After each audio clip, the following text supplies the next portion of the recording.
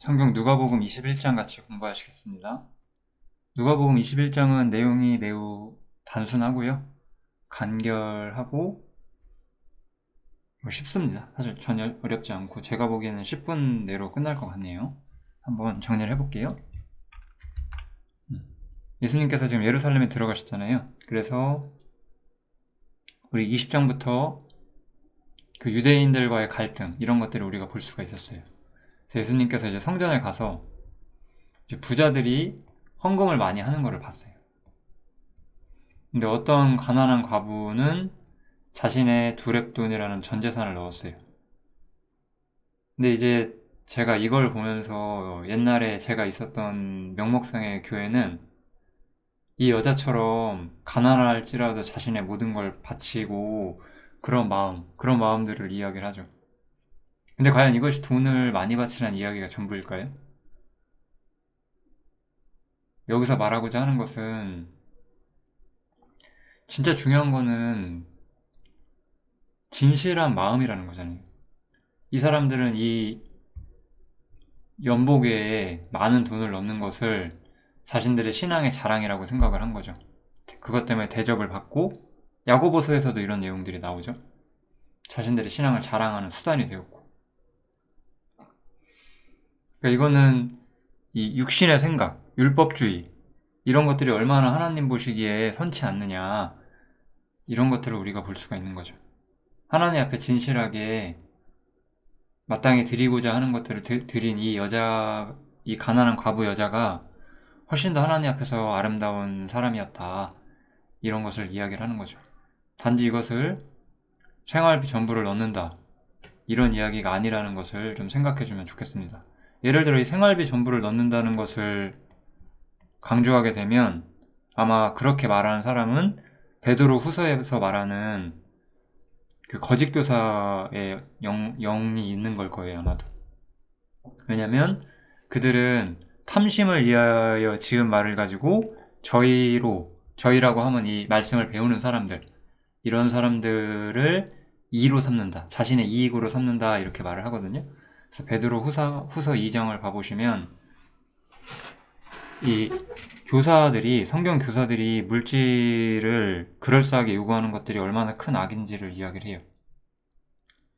주님께서 그렇기 때문에 물질을 요구하는 말씀이 전혀 아니고 우리는 물질을 요구하는 구절로서 이 성경을 사용하면 안 될 것 같습니다. 이 정도만 아시면 될 것 같아요.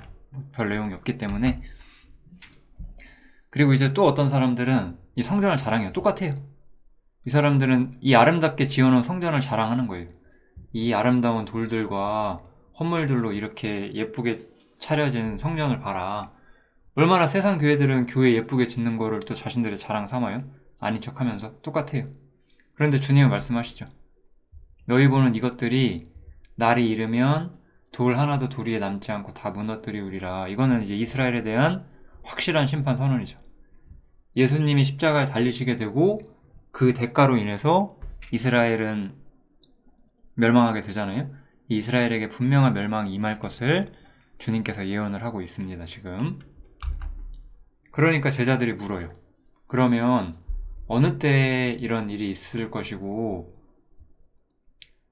징조가 뭐가 있습니까? 라고 물어봤어요.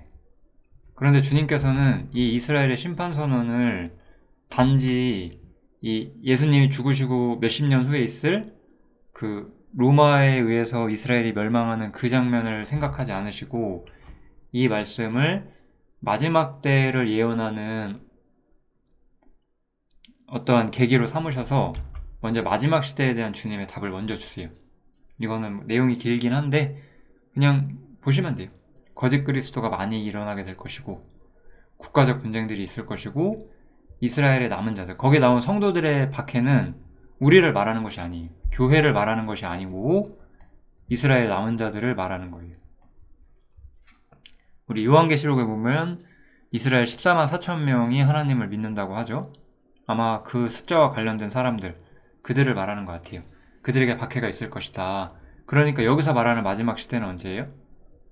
지금 우리 시대가 이제 주님 오실 날이 가깝다라고 이해를 하잖아요. 우리도 어느 정도 그것에 대해서 동의를 하고 있죠. 그렇지만 우리 시대를 말하는 것이 아니라 교회가 휴거된 이후에 이 땅에 마지막으로 하나님의 섭리가 임하는 그 시대, 다시 한번 지상에 하나님의 복음이 임하는, 여기서 말하는 복음은 이제 교회에 주어지는 복음이 아니라 이 땅에 하나님의 나라가 세워지고 열방이 그것에 복종해야 한다는 그 메시지가 다시 이스라엘을 통해서 주어지게 될 것이고, 그것에 대해서 열국과 이스라엘 내부에서도 이 남은 자들에 대한 박해가 있을 것이다, 이 이야기를 하고 있는 거죠. 그리고 나서 이제 예수님이 십자가에 달리시고 부활하시고 나서 몇십 년 후에 있을 요 이스라엘의 멸망 이야기를 조금 해주세요. 예루살렘이 군대들에게 에워싸이는 것을 보거든 멸망이 가까운 줄 알아라, 이렇게 말씀하시죠. 이거는 이제 로마가 와서 예루살렘을 멸망시키는 그 장면을 말하는 거겠죠. 그때 저희가 칼날에 죽임을 당하고 모든 이방에 사로잡혀 가겠고 예루살렘은 이방인의 때가 차기까지 이방인들에게 밟힐 것이다 라고 이야기를 하죠. 그래서 이 이방인의 때는 우리가 이제 그 이방인의 때라는 용어를 조금 설명을 드리고 싶은데요. 이렇게 성경에서 예수님의 십자가를 이야기를 하잖아요. 그리고 나서 이렇게 과거부터 이렇게 역사가 쭉 오죠. 그러니까 우리가 이때부터 이제 교회가 휴거될 때까지를 우리가 교회 시대라고도 말을 하죠.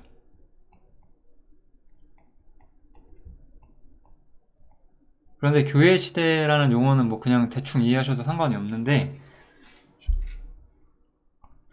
이 교회 그 전에 요때 이제 뭐가 전파가 됐냐면, 마태복음을 보시면 알겠지만 여기까지 천국복음이 전파가 됐어요. 그죠? 천국복음이 전파가 됐고, 천국복음이 잠시 멈추죠. 교회가 들어오게 되면서 천국은 이제 땅에서 어떤 정체를 잃어버린, 교회로서 하나님의 뜻을 저버린 명목상의 기독교의 모습으로 천국이 변질이 되게 되지만, 요때 이제 다시 하나님의 나라가 세워지게 되죠. 그래서 이 땅에 하나님 나라가 세워지는 이야기가 핵심이에요.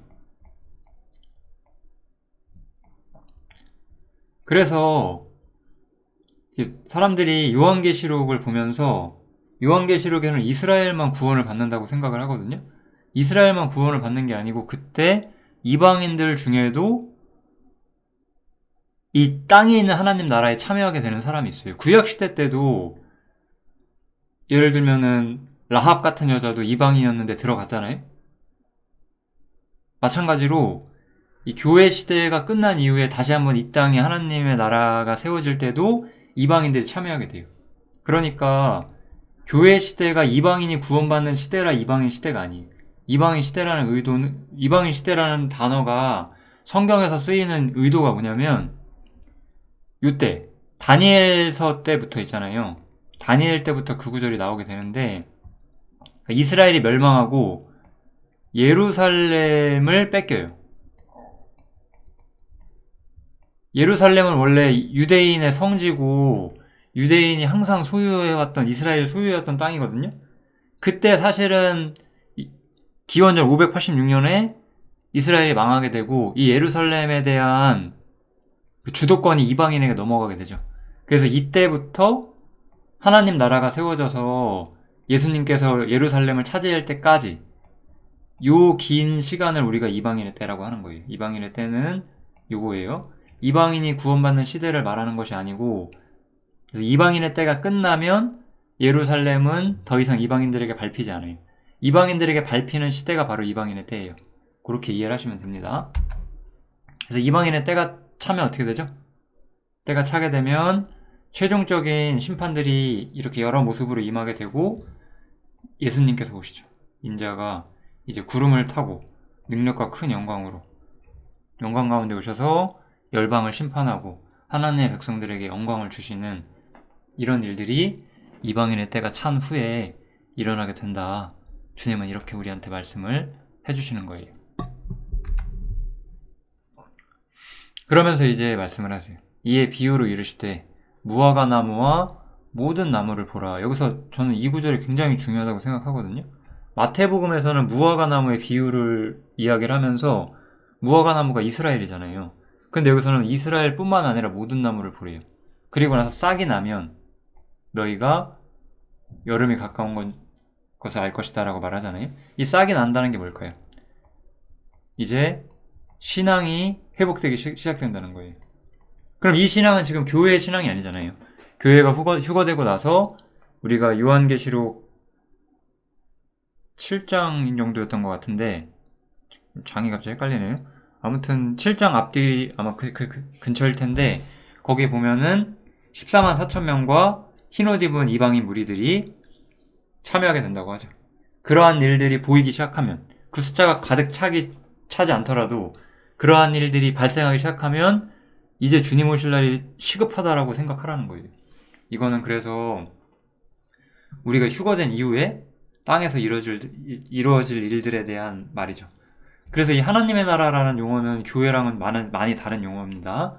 제가 이런 얘기들을 충분히 많이 해왔고 좀 이해하실 수 있을 거라고 생각을 해요. 그래서 깨어있으라라고 마지막에 주님께서 말씀을 하시죠. 하지만 이 깨어있으라는 말씀은 그렇다고 해서 여기 있는 이 지상에서 주님을 마주하게 되고 환란에 들어가게 될 그 사람들에게만 적용되는 건 아닌 것 같아요. 우리도 마찬가지거든요. 우리도 스스로 조심해야 되고 항상 깨어 있어야만 하겠죠. 왜냐하면 깨어 있지 않으면 우리는 방탕함과 술 취함과 생활의 염려로 마음이 둔하여진다 이렇게 말을 하죠.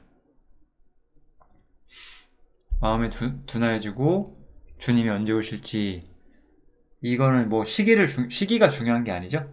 시기보다는 우리가 어떤 마음으로 주님을 기다려야 하는지 그것에 대해서 우리가 잊어버리고 마음을 둔하게 한 채로 하나님과 상관없이 살게 만들 수 있기 때문에 항상 깨어서 주님을 기다리고 기도하라 이렇게 말을 해줍니다. 누가복음 21장은 이 정도가 내용 전체예요. 짧지만 여러 생각들 해주시면 좋겠습니다. 감사합니다.